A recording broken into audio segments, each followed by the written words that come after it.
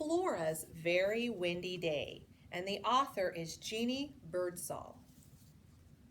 Thought this was a good story because it is spring, and we've kind of had some windy days.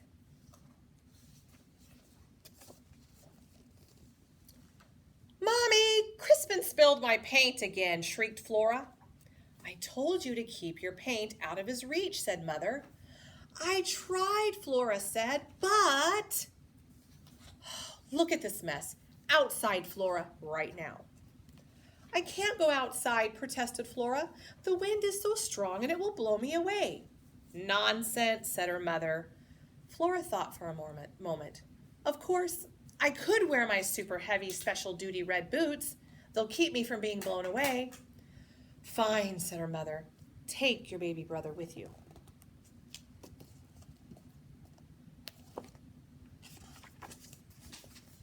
Now Crispin, he did not have super special heavy-duty red boots to protect him from the wind.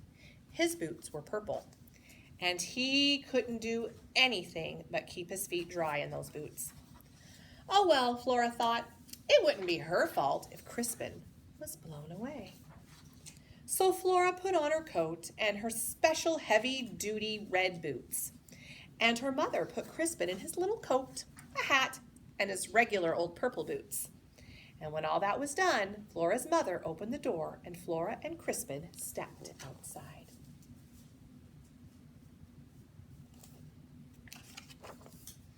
The wind was indeed very strong that day. It pushed and pulled and twirled and twisted, but no matter how hard it blew, Flora stayed firmly on the ground. Ha ha ha, you dumb wind, said Flora. You can't lift me up because I am wearing my super special heavy-duty red boots. See, they're right there. The wind did not like to be laughed at. It doubled in its strength and blasted mightily at Flora, but she still didn't budge. However, said Flora, you may notice that my little brother is wearing just regular old purple boots. Now the wind tripled in its strength. It swirled and it swooped and it whizzed and it walloped and then... Oh my, Crispin was lifted off the ground. Just a little bit at first, but the wind grew stronger, and Crispin went higher and higher and higher still. He was being blown away. He looked very frightened. And suddenly, Flora kicked off her super special heavy-duty red boots, spread her coat to the wind, and my oh my, she was sailing towards Crispin. She grabbed his hand and closed her eyes and wished they were anywhere else in the world.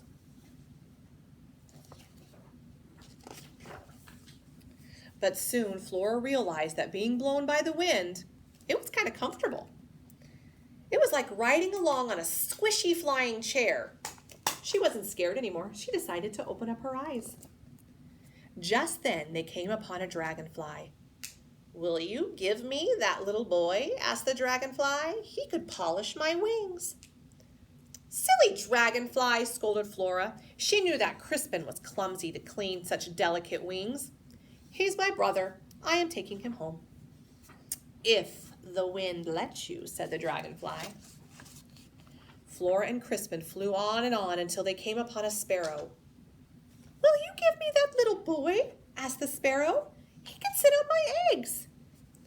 Ew, what a mess that would be, said Flora.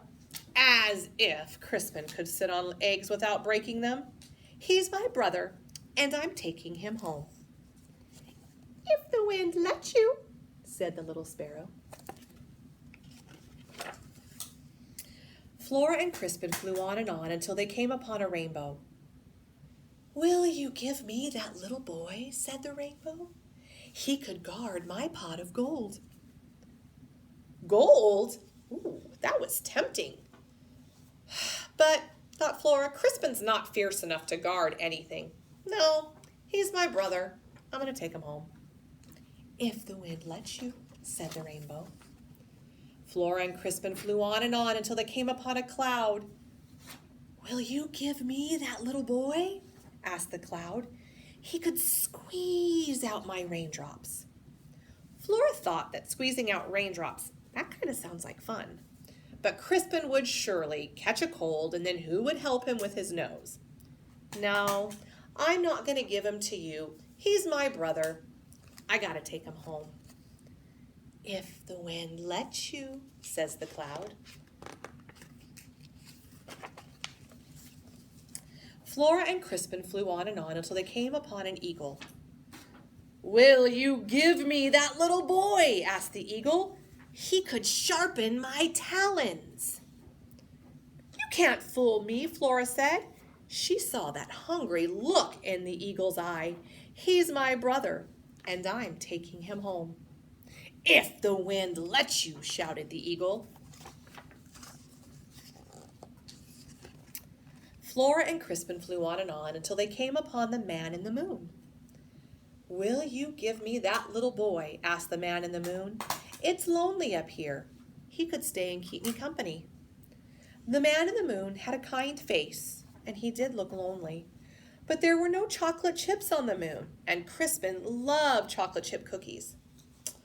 I am really sorry, but I can't, said Flora. He's my brother, and I have to take him home.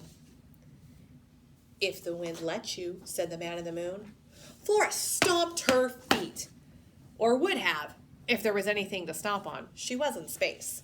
I am tired of hearing that. Why won't the wind let us go home? You should ask him, said the man in the moon. Flora hadn't thought of that. Wind! Oh, wind! Will you let us go home? I'll let you go home as soon as we find the right spot for Crispin, replied the wind. You did want to get rid of him, right? Yeah, I did. Flora wasn't sure what she meant. Because I could use him myself, said the wind, to work at my bellows. Oh, no, thank you, Flora had finally decided. Even though he does get in my way and make huge messes, I should take him home. My mother wouldn't like it if I lost him.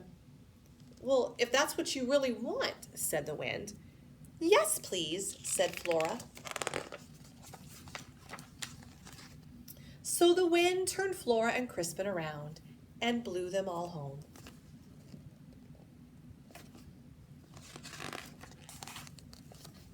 She rang the doorbell, and her mother answered the door. I decided to bring Crispin home, Flora told her. From where? Asked her mother. From the moon, said Flora. Nonsense. Now come inside. I've made chocolate chip cookies.